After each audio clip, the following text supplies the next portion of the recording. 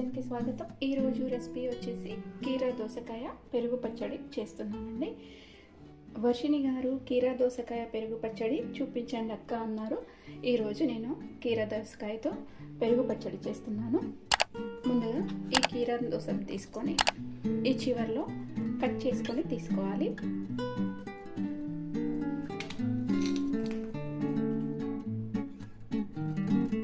ఇలా కట్ చేసుకున్న తర్వాత ఇలా పైన ఘాట్స్ లాగా పెట్టుకోవాలి. ఇలా పెట్టుకోవడం వల్ల మనకి ఇందులో దోసకాయలో ఉన్న చేదు పోతుంది.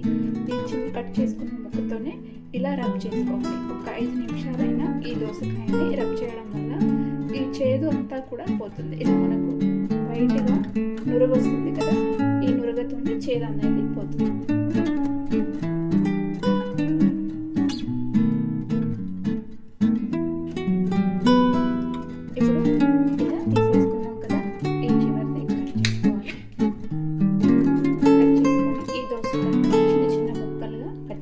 తీసుకోవాలి.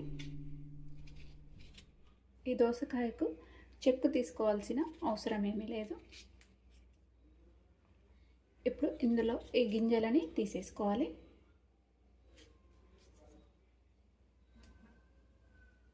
ఇలా దోసకాయని చిన్న చిన్నగా ఇలా సన్నగా కట్ చేసుకొని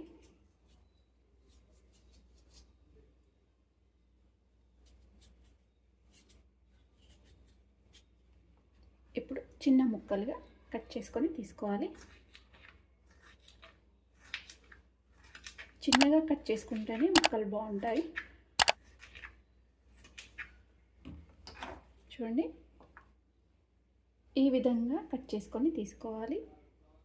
ఇలా అన్నీ కూడా కట్ చేసుకొని తీసుకున్న తర్వాత ఇందులో ఒక 1/2 స్పూన్ ఉప్పు వేసుకోవాలి. 1/2 స్పూన్ నుంచి 1/2 స్పూన్ వరకు ఉప్పు వేసుకొని ఇలా మిక్స్ చేసుకొని ఒక 10 నిమిషాల పాటు పక్కన పెట్టేసుకోవాలి. ఇప్పుడు 10 నిమిషాల తర్వాత ఇందులో చూడండి, మనం ఉప్పు వేసి ఈ ముక్కలని నానబెట్టాం కదా, వాటర్ అన్నీ ఇలా వచ్చేసాయి. ఇప్పుడు ఇందులో నుంచి వాటర్ ఇలా పిండేసుకోవాలి.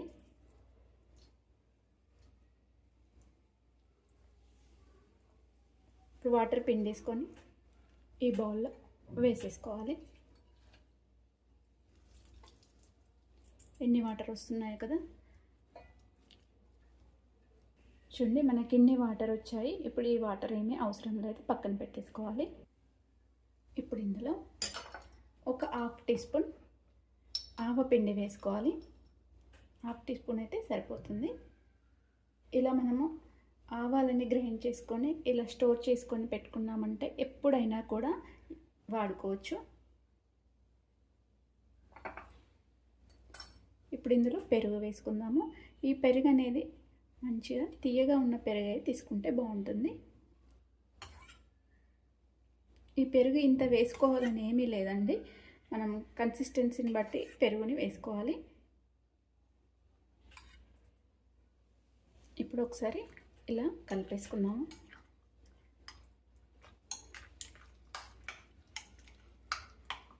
మరి పలచగా ఉండకూడదు, మరి గట్టిగాను ఉండకూడదు. ఈ కన్సిస్టెన్సీలో ఉంటే సరిపోతుంది. మీకు ఇంకా పెరుగు వేసుకోవాలి అనుకుంటే వేసుకోవచ్చు.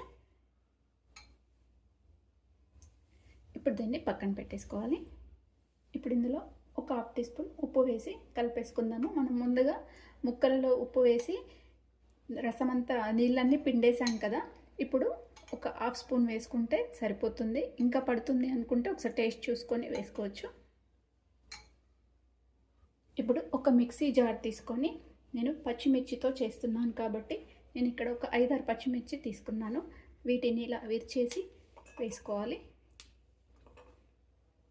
ఇందులో ఒక 1/2 స్పూను ఉప్పు వేసి గ్రైండ్ చేసుకోవాలి. మెత్తగా గ్రైండ్ చేసుకోవాలి. రోలు ఉంటే రోట్లో కూడా దంచేసుకోవచ్చు. ఇలా గ్రైండ్ చేసి తీసుకోవాలి. ఇప్పుడు ఈ పచ్చడికి తాలింపు వేసుకోవాలి. ఇప్పుడు ప్యాన్ పెట్టుకొని ఇందులో ఒక 2 టేబుల్ స్పూన్ల ఆయిల్ వేసుకోవాలి.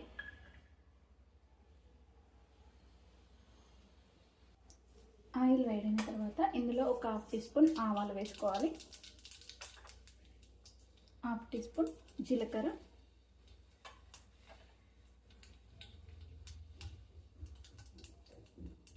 ఆవాలు కూడా చిటపటమంటున్నాయి కదా, మనం గ్రైండ్ చేసి పెట్టుకున్న ఈ పచ్చిమిర్చి పేస్ట్ని కూడా వేసుకోవాలి.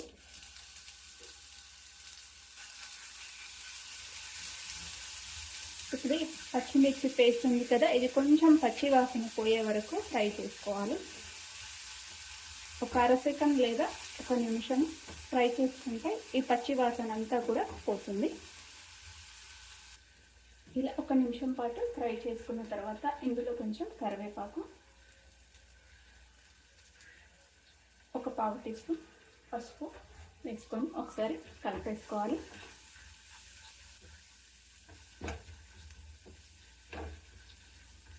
పచ్చిమిరం ఫ్రై చేసాం కదా, పచ్చి వాసన ఎంత పోయిందండి. ఇప్పుడు స్టవ్ ఆఫ్ చేసేసుకోవాలి. ఇది కొంచెం గోరువెచ్చగా అయిన తర్వాత మనం పెరుగు పచ్చడిలో కలిపేసుకోవాలి. ఇలా వేడివేడిగా కలిపేసుకుంటే పెరుగు కొంచెం విరిగినట్టుగా అనిపిస్తుంది. ఇప్పుడు ఈ తాలింపుని ఇందులో వేసుకుందాం. మనం గోరువెచ్చగా అయిపోయిందండి.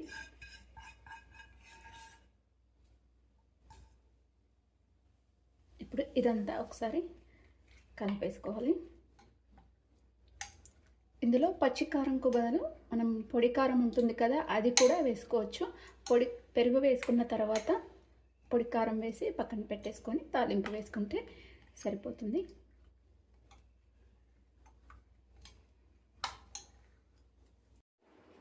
ఇలా మొత్తం కలిపేసుకుంటే కీరా దోశ పెరుగు పచ్చడి రెడీ అయిపోయిందండి. చాలా సింపుల్, ఈజీ, టేస్ట్ కూడా చాలా బాగుంటుంది. వర్షిణి గారు మీరు కూడా ఒకసారి ఈ రెసిపీని ట్రై చేయండి. చపాతీల్లోకి, అలాగే పూరి రైస్లోకి, రోటీలోకి కూడా చాలా బాగుంటుంది. చాలా సింపుల్ రెసిపీ. మీరు ట్రై చేసి ఎలా వచ్చిందో కామెంట్ సెక్షన్లో మెన్షన్ చేయండి. అలాగే లైక్ చేయండి, షేర్ చేయండి, నా ఛానల్ సబ్స్క్రైబ్ చేయండి. Thanks for watching.